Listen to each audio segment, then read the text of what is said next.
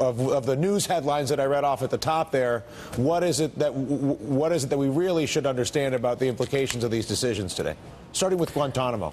Right. So the Supreme Court kicked the can down to the D.C. Circuit, which is the lower federal court below the Supreme Court here in D.C.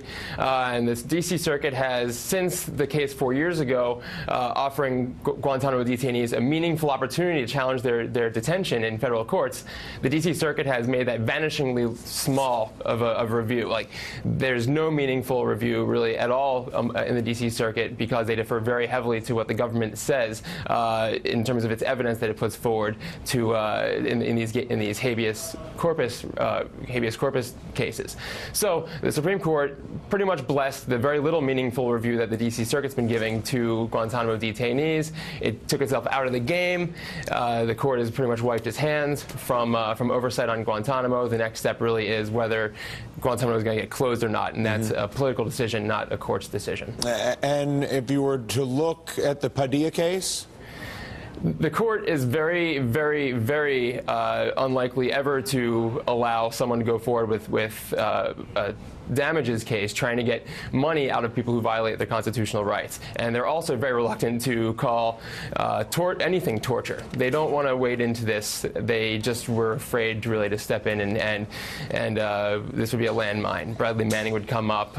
They'd have to expand what torture means if they want to address this, and also they'd have to start agreeing to give civil damages to anyone who says their constitution.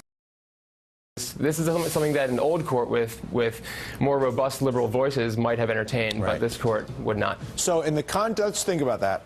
So in the context of a country that needs certain mechanisms to deal with the things no one else wants to deal with, whether it is an utterly corrupted banking system that no one wants to reform, whether it's the health insurance monopolies, whether it's our nation's relationship with terror, if the game is to make sure you use your institution to diddle around with these things for a few years and then somebody else without ever having to make a decision, and in other words, is that really the goal for our government, is to avoid talking about anything that might be potentially difficult or shameful or hard to resolve and just pass it around and hope nobody notices? Is that the current plan?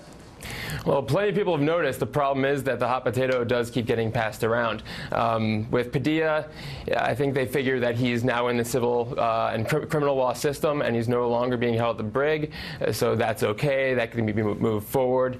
And with Guantanamo, perhaps they figure that the detainee population has already been so depleted there, and the military commissions are now moving forward in a way that they find is better than the way we were under the Bush administration. Perhaps they feel there's a modicum of justice going on in these cases, and they no longer need to step in. That's the charitable reading of this. Yeah, and like I said, if anybody can try to pretend to get inside those 9 brains, it's your job. They pay you at the Huffington Post to do it, Mike. You have no choice. You're doing a great job. You're doing a great job. One more. Arizona versus the United States. Arizona's immigration law.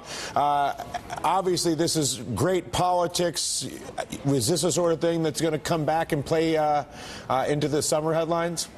It might. The court was looking at oral argument that they were going to split the baby. A couple liberals seemed like they were willing to swallow some of Arizona's harsher measures, such as this paper pleas provision, which required police officers to check the immigration status of anyone they reasonably suspect to be in the country illegally if they stop that person or detain or arrest that person.